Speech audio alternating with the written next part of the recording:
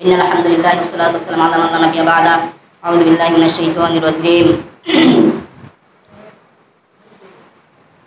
يا أيها الذين آمنوا هل أدلكم على تجارة تنجيكم من عذاب أليم تؤمنون بالله ورسوله وتجاهدون في سبيل الله بأموالكم وأنفسكم ذلكم خير لكم إن كنتم تعلمون।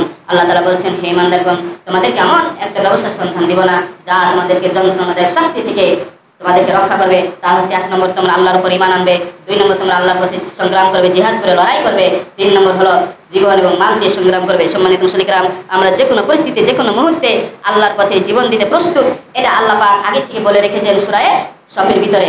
অতএব তুমিনুনা বিল্লাহ, 1 নম্বর আল্লাহর উপর ঈমান, 2 নম্বর হচ্ছে ওয়াতুজাহিদুনা ফি সাবিলিল্লাহ, তোমরা জিহাদ করবে আল্লাহর পথে। কিসের মাধ্যমে? বিআমওয়ালিকুম ওয়া আনফুসিকুম, সম্পদ দ্বারা এবং জীবন দ্বারা। কাজেই এই সংগ্রাম, এই জিহাদ আমাদের পূর্ব জীবন থেকে চলে আসছে, রাসূল সাল্লাল্লাহু আলাইহি ওয়াসাল্লামের যুগ থেকে। এটা আমাদেরকে অবশ্যই চালিয়ে যেতে হবে। যেখানে অন্যায়ের বিরুদ্ধে প্রতিবাদ করাই হচ্ছে জিহাদ, মিথ্যার বিরুদ্ধে প্রতিবাদ করাই হচ্ছে জিহাদ, মানুষকে সত্যের দাওয়াত দেওয়াই হচ্ছে জিহাদ, কলমে লেখার মাধ্যমে মানুষকে সঠিক পথে ডাক দেওয়া হচ্ছে জিহাদ, বিভিন্ন ফেসবুক বলেন, মিডিয়া বলেন, সত্যের কথা, কোরআন হাদিসের কথা পোস্ট দিয়ে মানুষকে দাওয়াত প্রচার করা হচ্ছে জিহাদ, মানুষকে নামাজ পড়ার দাওয়াত দেওয়া হচ্ছে জিহাদ, মানুষকে যাকাত দেওয়ার কথা বলা হচ্ছে জিহাদ, মানুষকে কাপড়ের উপরে কাপড় পরিধান করার কথা বলা হচ্ছে জিহাদ, মানুষকে নবীর সুন্নাত মেনে চলার কথা বলা হচ্ছে জিহাদ, মানুষকে 5 ওয়াক্ত সালাত আদায় করার কথা বলা হচ্ছে জিহাদ। সর্বক্ষেত্রে জিহাদ আর জিহাদ। এই জিহাদ বাস্তবায়ন করার জন্য কিছু অর্থ করে টাকা পয়সার প্রয়োজন হয়, এবং সশস্ত্র যেটা জিহাদ, যেটা আল্লাহ রাসূল করেছেন বদর যুদ্ধে, উহুদ যুদ্ধে, খাইবার যুদ্ধে, তাবুক যুদ্ধে, এগুলো হচ্ছে সশস্ত্র জিহাদ, যার আরবি প্রতিশব্দ একে বলে হারবুল।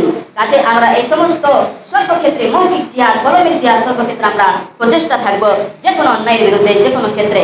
আজকে আপনি এই মসজিদকে যদি দান করে আপনি এই মসজিদটাকে উন্নত করতে পারেন, এটা হচ্ছে আপনার জন্য জিহাদ। একটা ছাত্র সর্বাত্মক লেখাপড়া করে পরীক্ষা সফলতার জন্য যে প্রচেষ্টা অবলম্বন করে, বিশেষে পাস করার জন্য, নিবন্ধনে টিকার জন্য, সেটাও জিহাদ। জিহাদ আমরা মোবাইলকে দিয়ে থাকি, জিহাদ এত কঠিন না, জিহাদ হচ্ছে অত্যন্ত সহজ মুসলমানদের জন্য, ইমানের জন্য।